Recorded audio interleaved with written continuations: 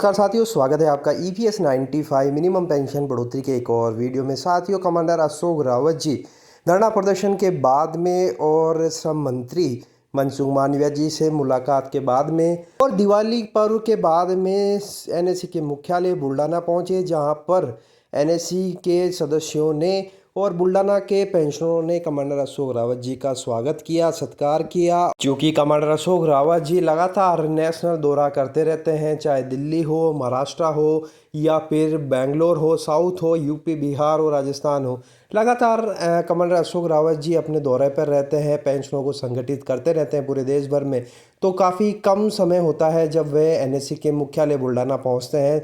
इसी को देखते हुए बहुत सारे पेंशनर्स NSE के मुख्यालय बुल्डाना पहुंचे थे, क्योंकि कमांडर अशोक रावत जी खुद 24 अक्टूबर यानी कि कल ही बुल्डाना पहुंचे थे और पेंशनरों को उन्होंने संबोधित किया।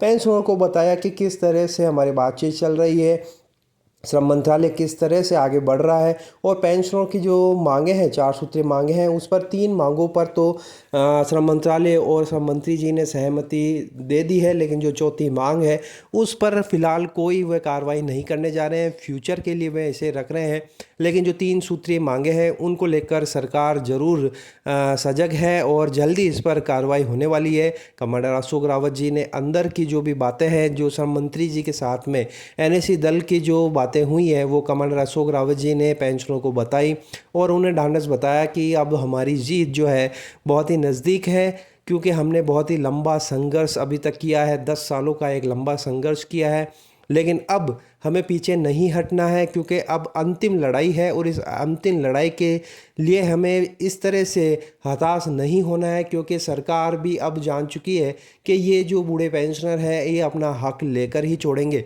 तो हमें भी अब इस जो मुहिम बन चुकी है, जो माहौल बन चुका है, इससे अब हमें पीछे नहीं हटना है और अंतिम सांस तक, जब तक कि हमारे अकाउंट में बढ़ी हुई पेंशन नहीं मिल जाती है, तब तक हमें लड़ते रहना है। चाहे सरकार कितना भी आश्वासन दे दे, लिखित में आश्वासन भी दे दे, लेकिन जब तक अकाउंट में बढ़ी हुई पेंशन नहीं आती है, हमें हारना नहीं है, हमें थकना नहीं है और लगातार हमें लड़ाई लड़ते रहना है।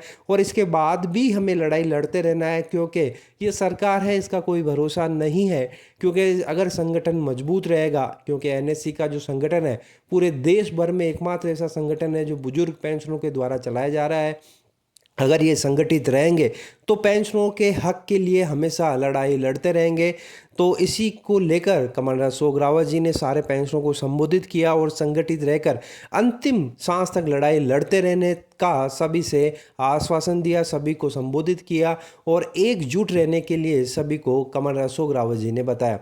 तो साथियों, आप देख सकते हैं कमांडर अशोक रावत जी को देखते हुए NSE के मुख्यालय बुल्डाना में काफ़ी भीड़ थी, काफ़ी पेंशनर यहाँ पर मौजूद थे। दिवाली के बाद में ये पहला मौका था जब कमांडर अशोक रावत जी NSE के मुख्यालय बुल्डाना पहुँचे थे। तो साथियों, एक बड़ी अपडेट थी जो NSE के द्वारा निकल कर आई है EPS 95 मिनिमम पेंशन बढ़ोतरी को लेकर।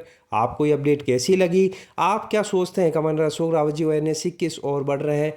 कब तक पेंशन बढ़ोतरी हो जाएगी? अपनी राय कमेंट बॉक्स में ज़रूर बताइएगा। वीडियो अगर आपको अच्छा लगा तो लाइक शेयर जरूर कर दीजिए। इसी तरह की इन्फॉर्मेशन प्राप्त करने के लिए आप चैनल को सब्सक्राइब ज़रूर कर लीजिए। तो फिर मिलते हैं, तब तक के लिए अपना ख्याल रखिए। जय हिंद, जय भारत।